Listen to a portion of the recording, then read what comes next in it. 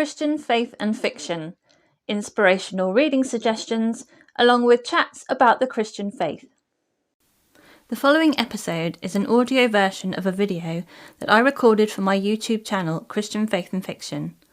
If you would like to watch the video rather than listen to the audio, you can do so by clicking the link in the show notes. Please do share your thoughts by commenting either on the video or on the relevant blog post, links in the show notes. Hi, it's Lou from Christian Faith and Fiction. Today I want to share with you the Christian fiction books that have won awards in this year. It's always interesting to see which ones they've picked and whether I or you agree with them or not if you've read them. So I'm going to be looking at the Christie Awards, which have just come out recently, and the Carol Awards, which came out earlier in the year. Both of those have been going for a while. I have a playlist of award-winning Christian fiction separated into different genres, so I will leave that in the description. That's from previous years in the past, but this is this year's books, so let's have a look and see which ones won. I'm going to sort of morph them both together and go through them by genres and categories. I'm not going to read out the whole descriptions, but I'll put the list of the books in the description, and there'll be a list of books on my blog with the full descriptions I've pasted on there. So, Book of the Year, the Christie Awards gave their Book of the Year win to Within These Walls of Sorrow by Amanda Barratt. And I definitely haven't read this book. I'm not sure if I've heard much about it, so that's really interesting. At the beginning of the description reads, Zosia Lewandowska, I'm not sure I pronounced that at all correctly, knows the brutal realities of war all too well. Within weeks of Germany's invasion of her Polish homeland, she lost the man she loves. As ghetto walls rise and the occupiers tighten their grip on the city of Krakow, Zosia joins pharmacist Tadeusz Pankiewicz and his staff in the heart of Krakow ghetto as they risk their lives to aid the Jewish people trapped by Nazi oppression. I'm definitely convinced I did not pronounce those names correctly, so I apologise for that. So it sounds like that's a World War II set in Poland. And then the Christie Awards have an award for the Amplify Award for Christian Fiction. And that went to The Star That Always Stays by Anna Rose Johnson. Growing up on Beaver Island, Grandpère told Norvia stories about her ancestor Mgizi, about Bibunke Onini, the Winter Maker, about the Crane clan and the Reindeer clan. He sang her songs in the old language, and her grandmothers taught her to make story quilts and maple candy. On the island, Norvia was proud of her Ojibwe heritage. Things are different in the city. Here, Norvia's mother forces her to pretend she's not native at all, even to Mr. Ward, Ma's new husband, and to Vernon, Norvia's irritating new stepbrother. Yeah, again, sorry for the pronunciations of that. That one seems to be set in 1914. Another one that I've not heard of, so yeah, again, interesting. So then in contemporary romance, Toni Shiloh won the Christie Award for To Win a Prince, which is a book I have read, so I am familiar with this one. As a fashion aficionado and best friend of the Queen of the African island country of Aloro Ile, Iris Blakely dreams of using her talent to start a business to help citizens in impoverished areas, but when she discovers that Ekon Diallo will be her business consultant, the battle between her desires and reality begins. The Carol Award for Romance went to Turn to Me by Becky Wade. His promise will cost him far more than he imagined. Guilt has defined Luke Dempsey's life, but it was self-destructiveness that landed him in prison. When his friend and fellow inmate lay dying shortly before Luke's release, the older man revealed he left a string of clues for his daughter, Finley, that will lead her to the treasure he's hidden. Worried that she won't be the only one pursuing the treasure, he gains Luke's promise to protect her until the end of her search. So that I haven't read that one, but I've heard of that one from several people who have read that one, so yeah, let me know in the comments if you have and whether you think it's worth an award. The Christie Award for the first novel went to split between The Extraordinary Deaths of Mrs. Kipp by Sara Brunsvold and The Forgotten Life of Eva Gordon by Linda MacKillop. So The Extraordinary Deaths of Mrs. Kipp is Aidan Kelly is talented, ambitious and ready for a more serious assignment than the fluff pieces she's been getting as a cub reporter for the Kansas City Star. In her eagerness, she pushes too hard, earning herself the menial task of writing an obituary for an unremarkable woman who's just entered hospice care. I've heard a lot about this book, so yeah, I am not surprised it's won an award. I haven't read it, but I have heard a lot about it. And The Forgotten Life of Eva Gordon. Eva wants to run away from her life, if only she could remember how. Failing memory has forced Eva Gordon to move in with her granddaughter, Breezy, but Eva hates the bustle of Boston. All she wants to do is move back to her quiet, cosy Cape Cod home and be left alone. And the Carroll Award for debut novel went also to The Extraordinary Deaths of Mrs. Kipp by Sara Brunsvold. The Christie's Award for general fiction went to Where the Blue Sky Begins by Katie Powner. Sometimes the hardest road of all is the road home. When confident and handsome Eric Larson is sent to a rural Montana town to work in the local branch of his uncle's financial company, he's determined to exceed everyone's expectations, earn a promotion and be back in Seattle by the end of summer, yet nothing could prepare him for the lessons this small town has in store. So I think I remember seeing this one when it came out, but it's not one that I've read. The Carroll Award for Contemporary Fiction, which I think is kind of similar, went to The Songs That Could Have Been by Amanda Wen. Two couples in love, two sets of impossible circumstances, one powerful god of grace. After a tailspin in her late teens, Lauren Anderson's life is finally back on track. Her battle with bulimia is under control, her career is taking off and she's surrounded by a loving family. Then a chance meeting with Carter Douglas, her first love and the man who broke her heart, leads to old feelings returning with new strength, and suddenly her well-balanced world is thrown off kilter. The Christie Award for Historical Fiction went to Within These Walls of Sorrow by Amanda Barratt, which I read out earlier on. This book won the Historical Fiction and then the overall Book of the Year award.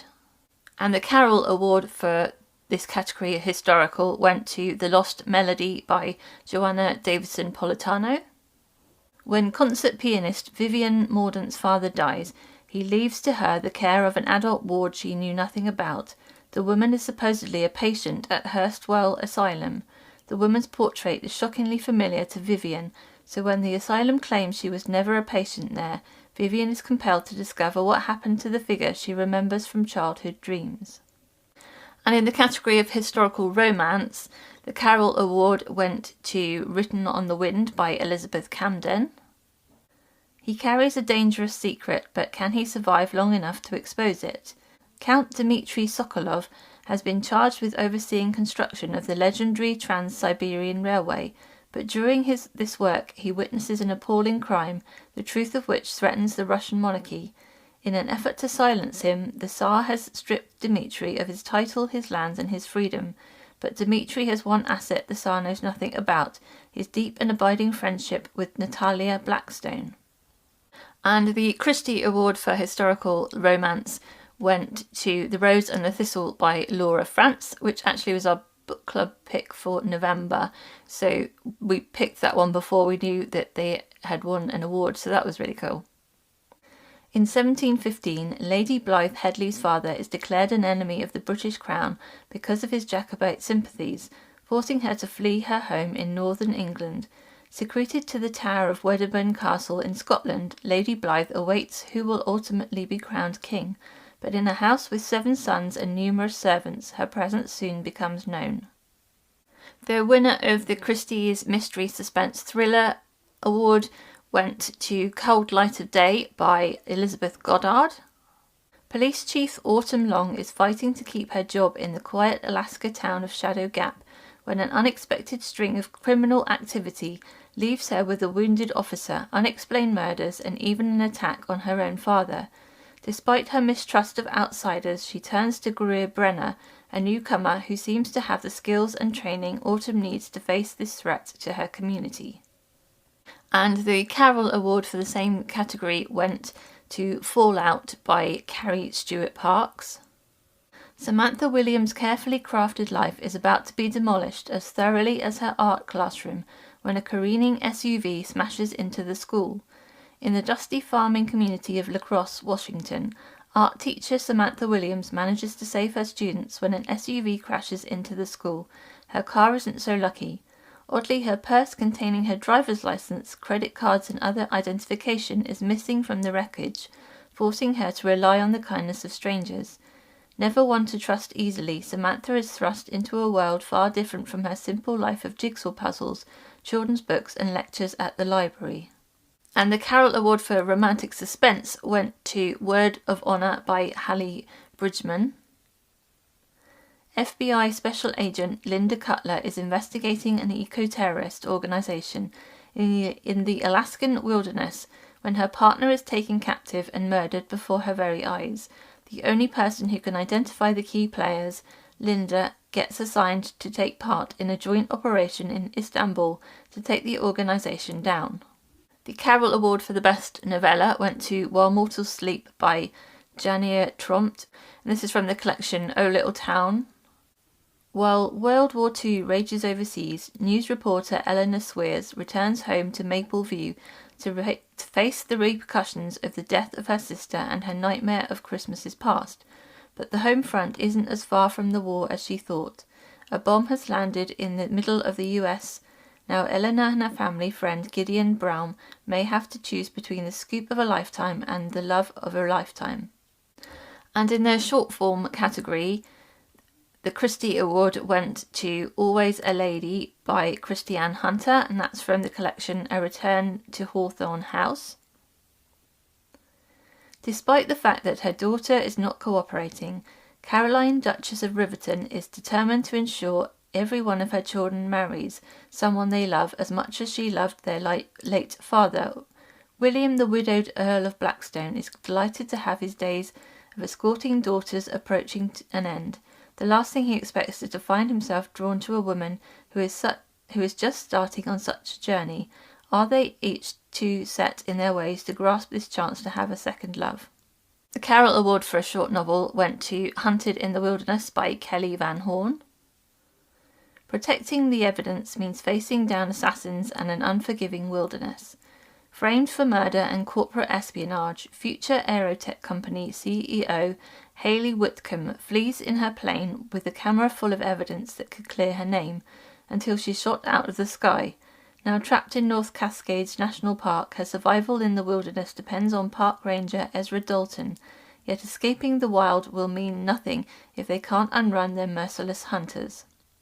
And in speculative fiction, the Christie Award and the Carroll Award both went to Dream of Kings by Sharon Hinck. This is a book that I have read and I give it 5 stars, 9 out of 10.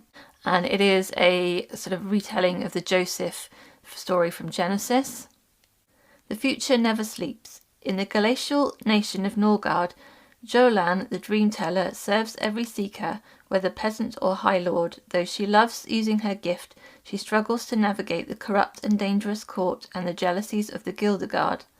When an old man's nightmare imparts a dire warning, Jolan realizes her entire nation is in danger, but before she can sound the alarm, she is betrayed by the guilds and sold into slavery in a rival kingdom far to the south. So yeah, that one won both awards. So well done to her. And I think the final category is the young adult category. The Carroll Award went to Wishtress by Nadine Brandes. She didn't ask to be the wishtress. Mirth was born with the ability to turn her tears into wishes, but when a granted wish goes wrong, she is cursed. The next tear she sheds will kill her. She must travel to the well to break the curse before it claims her life, and before the king's militarian find her. To survive the journey, Mirth must harden her heart to keep herself from crying even a single tear. I have that book on my shelf. I haven't read it yet, but I hope that I enjoy it as much as the award people that gave out the awards. And the Christie Award for Young Adult went to This Dreamer by Sara Watterson.